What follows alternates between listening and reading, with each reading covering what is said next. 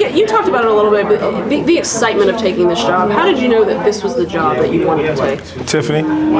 So I could just feel it, Tiffany's energy. And it's a job that needs somebody like me. It needs a grinder. You need somebody to come in here and really buckle down and do whatever it takes to get it done. It was Tiffany. It's people. I mean, every business is about people. And so just Tiffany's leadership, the brand. I'm big on brand awareness. This is a big time brand. And so having the opportunity to be here, it's just, a dream come true.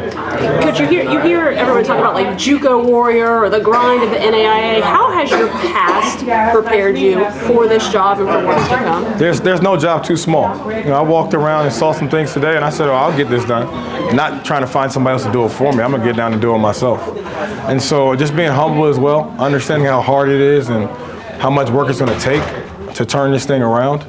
I come from humble beginnings, and I'm going to stay humble. I'm very confident in my abilities to turn this thing around, but I do know where I came from. Coach, you understand that there's a big upside with FAMU basketball, men's basketball. Just as you mentioned, LeBron James tweeted out the football celebration SWAC championship ring this week. But basketball has a great history, but as of lately, it has not had the great accomplishments. Have you grasped how success will actually elevate not only the basketball program but the university as well? I know that, and I think the alumni know that. Everybody will know soon. So 17 years I believe was out a winning season, and so that's a big job. It makes me excited because it's an opportunity for growth, and I think I have a big time growth mindset, and so I like the challenge. My life has not been easy, and I don't think anything is easy work that you get. You got to work hard, and you got to really put the work in and understand what you're getting yourself into. And so, NAI has prepared me for this. Washington Adventist University, if you've never been there, if you go to Washington, D.C., Washington Adventist University prepared me for this. I did a lot of things to get to a place like this. So I'm excited about it, and I know how much we could bring. What's going to happen when we win the SWAC? If we go to the first four? It's going to be bananas in Tallahassee. And so I want to bring that type of energy here. That's my goal. I'm not gonna even try to shy away from it. That's my goal, to get there as fast as we possibly can. Coach, coaches come in first day, they say all the right things. You said something to your son today, I'm gonna make you proud. Talk about how much is that gonna resonate with you while you're here, subconsciously or consciously? People say the right things, like you say coaches, I say the real things. Okay, so I want my son to be proud of me. My son's my hardest critic. It's crazy, like me and my dad, all I want to do is be like my dad my whole life. My son, man, he's tough on me. And so I love him for it, and he's great, he's his own person, but I have a big responsibility. When you move a 10-year-old in the 5th grade, the first thing I thought about when I got the job offer wasn't about me, it was like, I gotta move my 10-year-old son, who I just moved 3 years ago.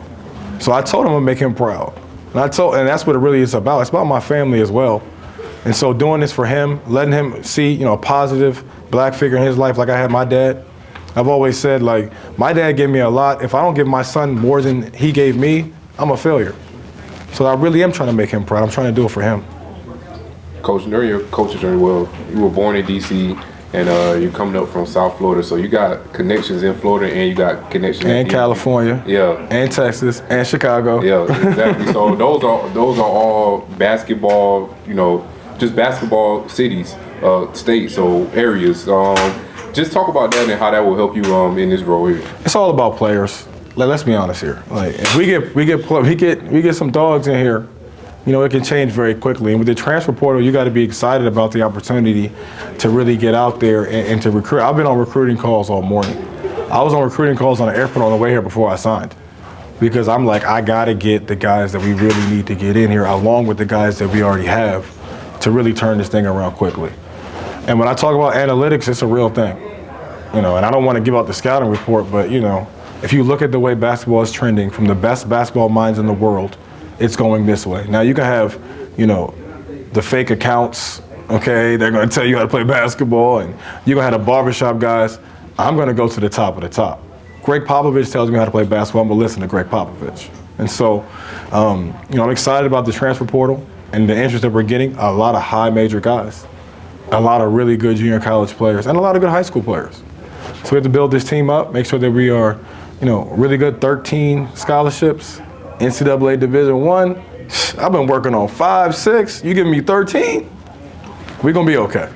Coach, you talk about the transfer portal and there's a lot of different philosophies on it. The makeup of your team, especially in this first year, depending on who stays, who goes, but what would you like to see? Are you going to try to hit a lot of JUCO, D1 transfers? What is the makeup of the team? Best available, okay, best available. I would like to go Division I route.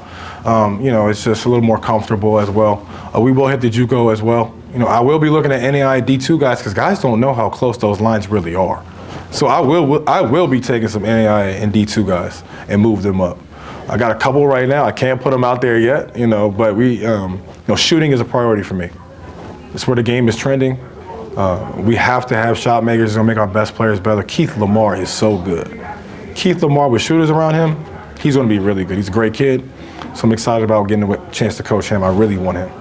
Coach, as you talk about shooters, Panhandle Conference around here, very competitive in terms of JUCO Division I. How much attention are you going to be paying to that league? Heavy.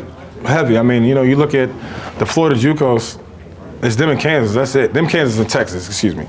Those are the big 3 states for junior college basketball. So using my contacts there, looking at the best players that we can get to come in that fit our system and our scheme. We need athletes, so we have to get much more athletic, get up and down, shooting, and then we all know, point guard play is vital.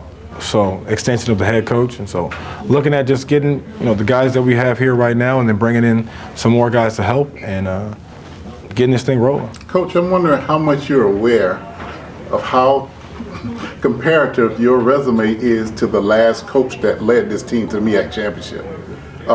Coach Mike Gillespie came from junior college, came from the lower ranks, and translated that immediately to Division I. So while some people in their minds have this invisible barrier, if we just look at the last time FAMU's had success, it was a guy who came from the junior college ranks who knew how to grind. Basketball is basketball. That's the one thing I think people don't really know that much. Basketball is basketball. I'm sure there's a bunch of people looking around like, oh, they could have had this Division I guy, or they could have had that guy. I'm blessed that they chose me to lead this program. This is something I'm very excited about, but I'm ready to prove everybody right as well, and prove the doubters wrong. I love the doubters. Doubt, please. Coach, you and your staff accumulated a 61-27 record while at St. Thomas University. With that level of success together as a unit, do you plan on bringing them along with you here at Florida A&M? We're in conversations. I think we're going to talk to everybody when it comes to staffing, players. I think it's an open conversation, an open dialogue. Nothing has been set at all.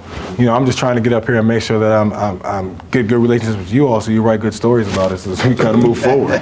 That's my priority right now. Coach, earlier you spoke to the importance of having a common vision. What is your vision for this first year? Win. And I know Coach, I know we talked about the transfer portal earlier. How do you plan on implementing high school recruits now, with transfer portal just revolutionizing the state of recruiting? Yeah, I'm definitely looking at the high school ranks. There's some really good high school players. I signed a really good player to St. Thomas University. He was a Division I player that I will be looking at as well. So there are a lot of guys that we're going to be looking at from all various levels. I'm looking for players, okay? I don't care if you're coming from overseas, okay? If you're coming from junior college, to me, can you play?